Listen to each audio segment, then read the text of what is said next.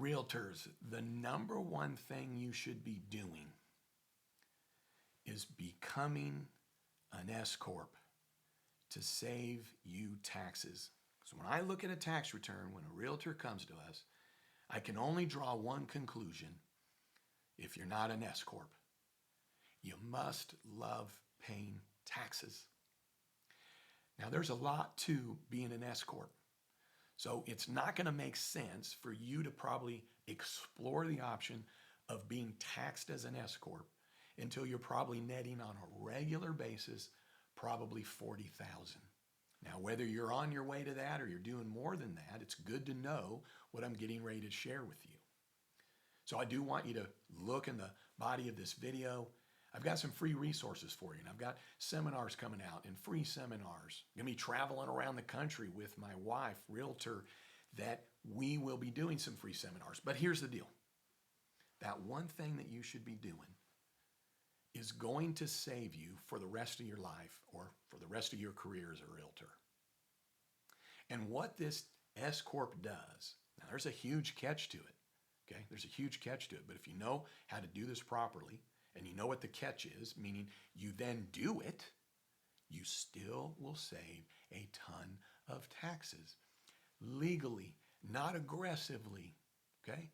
You now just have one tool that you're getting right now, and if you don't watch further, here's what you do.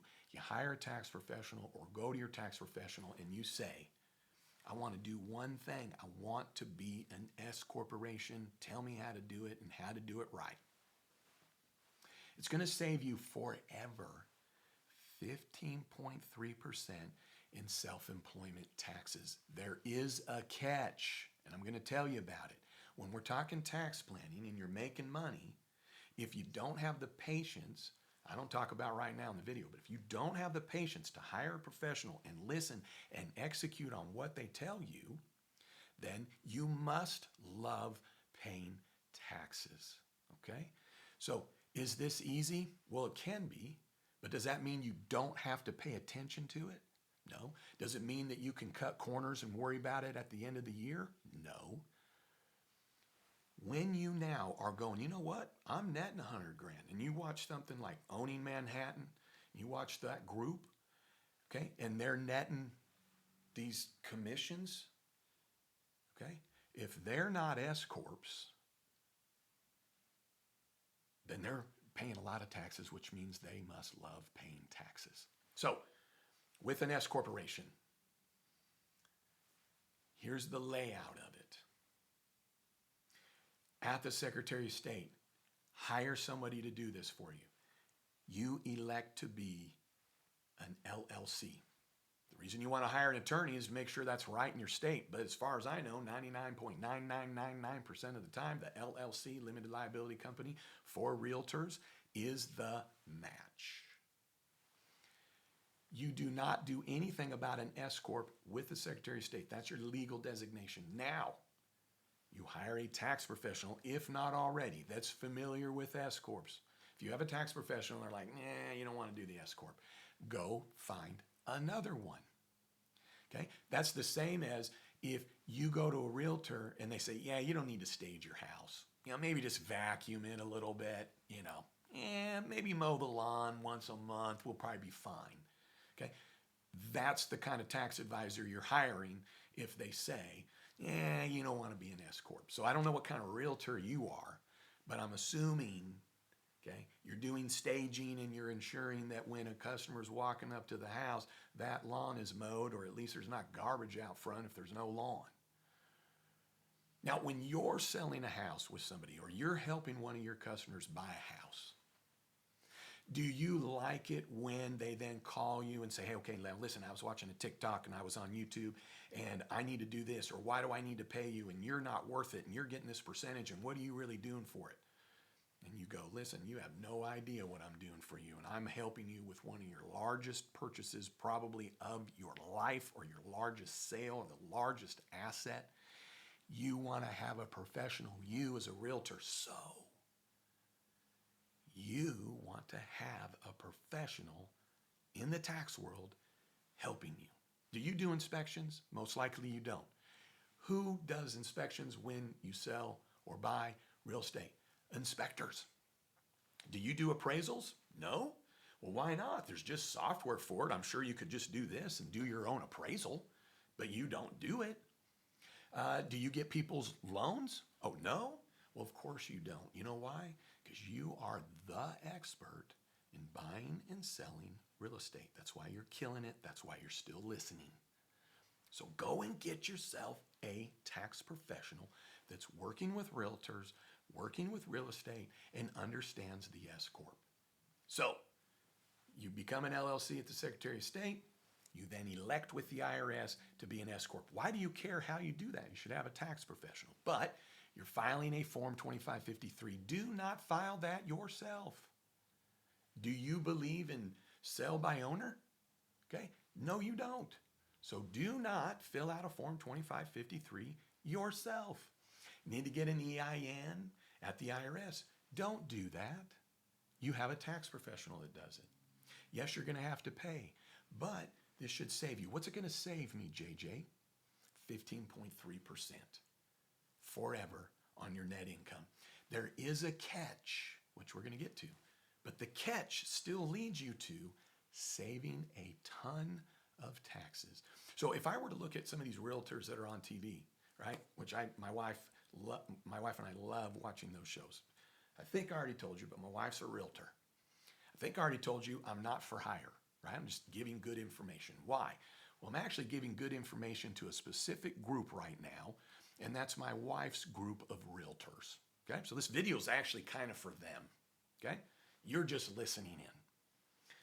But when we're now really focused in, and now you go, okay, I'm going to be an S Corp. I'm going to do these things. So JJ, what is the catch? Well, the catch is you need to pay yourself payroll. But boy, in the realtor world, that is a real complicated issue to address. And the reasoning is that your income is like this. Now, I hope you're to the level where your income is really constant, right? But you might have 3 closings in a week, but then nothing the next 10 closings in a month, and the next quarter it's dry, right? So payroll needs to be routine, and it needs to be consistent, and it needs to be reasonable, and it needs to be enough. But you're making money based on commission. So with that, how is it with the income that's going up and down, how do you get yourself to a consistent payroll? Well, it requires some planning ahead with cash flow.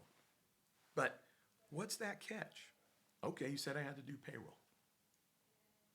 So payroll is subject to payroll taxes. Payroll taxes is Social Security and Medicare. Oh, guess what? That's the same thing that self-employment taxes are. So what I want you to do is pull out your tax return and look on Schedule C. Look at the bottom line of Schedule C. That is where you're most likely reporting your income if you don't have a separate entity. What is that bottom line number? Okay? And then how much tax are you paying of self-employment tax on top of regular income taxes?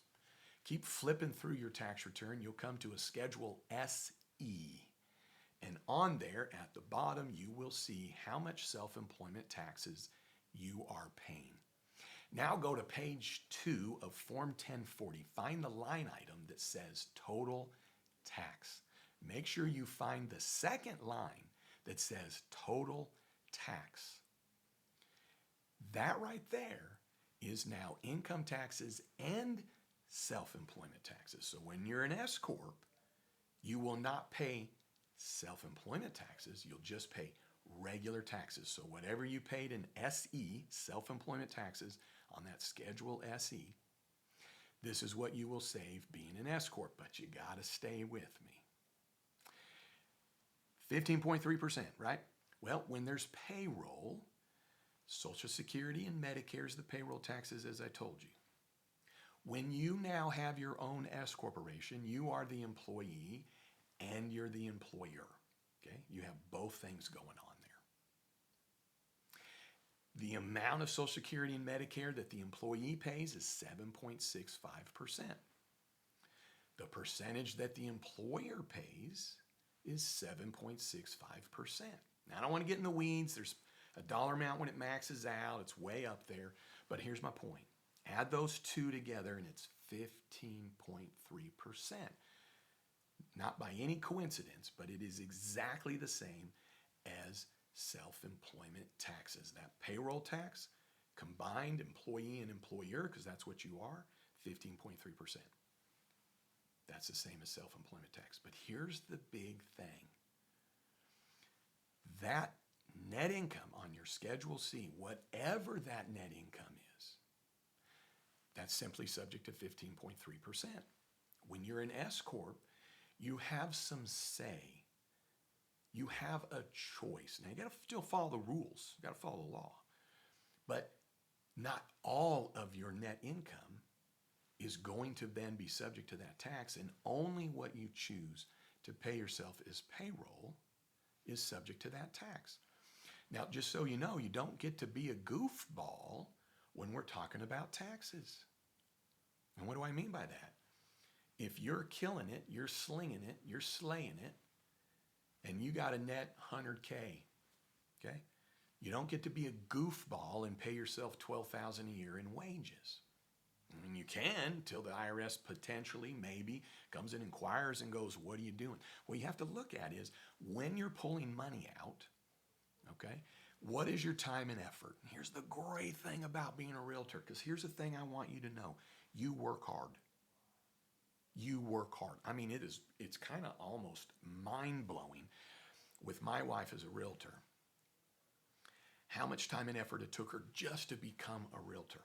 Going to real estate school, passing the test, in real estate school, passing the pre-test, passing the state's test, then all the things that you have to do after, first of all. Second, the amount of rules and regulations, especially what's come out of NAR and the changes with that. Oh my gosh, so much to it. Now I get it, it's to protect the public, right? But I'm just saying, to sift through that, keep up with that, oh my goodness, that is a ton of effort and time. Now I know you got software and you got a broker and all that good stuff, but there's a lot to keep up with. I mean, think of every time you post something on social media, all the disclosures you have to have, and if you miss one, someone's going to report you.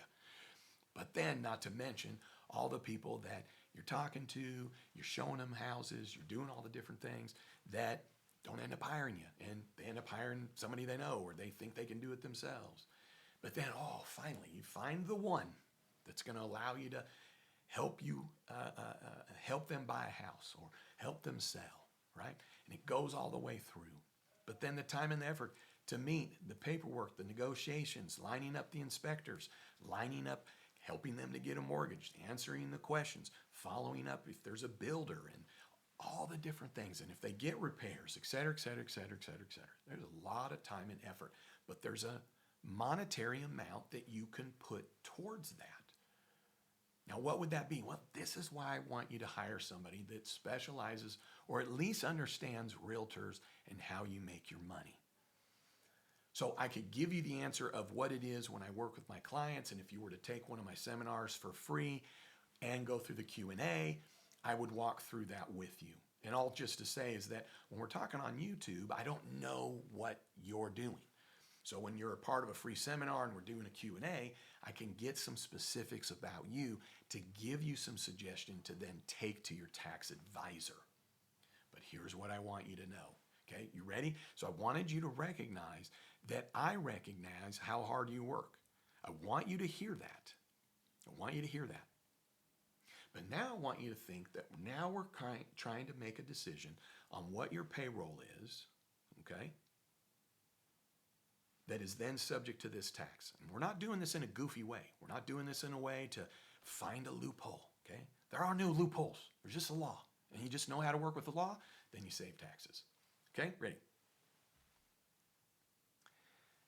But when you find that one, okay, forget the training, forget all of the false leads or the people that led you on and all the time you put into that, okay? Why don't you just think about the deal, okay? And if you're not a realtor, you are going to misunderstand what I'm saying right here, and all I can tell you is then you don't really understand realtors, okay? You find the one. You find the one.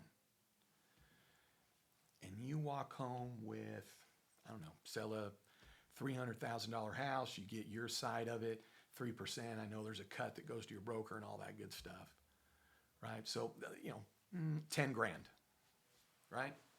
So 3% of 300,000, blah, blah, blah, blah, blah, blah. Let's just round this number, call it 10 grand. Well, if you're a Schedule C, you owe $1,500 in taxes, in self-employment taxes. So if you now are an S Corp, you go, but how much do I need to pay myself in wages? Well, what was the time and effort for you on that one deal? And don't get me wrong, I know you're going to say it was a lot, but hear me. How many hours was it? Because what's great about being a realtor, now I get you got a lot of false leads and people waste a lot of your time. You got to go to a lot of events, a lot of marketing, a lot of networking. I get all that. But on that deal, okay, doesn't matter how big the deal is or small the deal, there's all the same things you still got to do.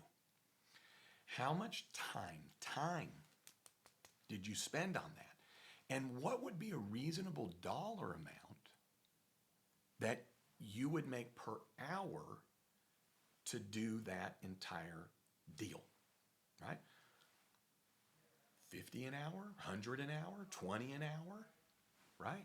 What would you pay somebody that wasn't doing commission to do what you did? And you're like, well, no one can do what I do. And I would agree with you. But if you had to hire somebody to do the things that you did, you would first track how much time it took, and then you would have to put an hourly amount on that if they're not getting a commish.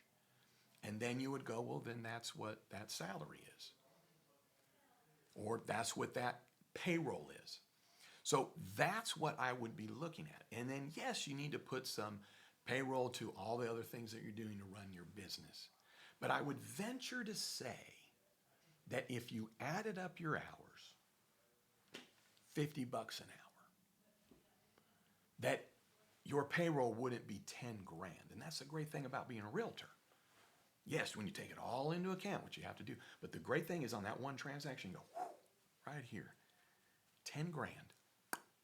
Like, wow, that's a pretty good leverage of time. And then as you get better, right, you're able to close more deals, less wasting time, less marketing maybe, less networking maybe. But all I'm saying is that a wage would be less than what the commission is. And that's where you would save. So let's just say for grins, you go, well, I'm going to do $6,000 in salary on that transaction. Well, then on the $4,000, you save 15.3%. That's what I'm wanting you to take to your tax advisor. You get to control the amount of your income to a reasonable standpoint that is subject to that tax. So I'm going to give you a link to some other videos here at the end. I got a playlist. I told you I got free resources for you. I've got upcoming free seminars. Pay attention to those things. I'll be doing some Q&A. I'm going to be traveling around the country doing seminars, and actually for realtors, they'll be free. I'm doing seminars to CPAs. They got to pay me, but you won't. Well, what are you getting out of this, JJ? Actually, my wife's a realtor, and I'm helping her group. That's what I'm getting out of it. So when I'm traveling around and we're doing CPE, I'm just going to invite realtors in the area to partake. Why? Because it's fun and it's for social media. But the reality is I'm helping my wife's realtor business group, the association, her bad to the bone group of women that she works with. And you're just listening in. That's what's going on right here. So with that, thanks for tuning in. I'd love it if you'd subscribe. And then don't you ever forget, you've never met a CPA quite like me. Yeah, I'm going to tell you, when I was in high school, I was an apprentice appraiser in real estate, grew up in Seattle. There was the boom going. This was in the 80s.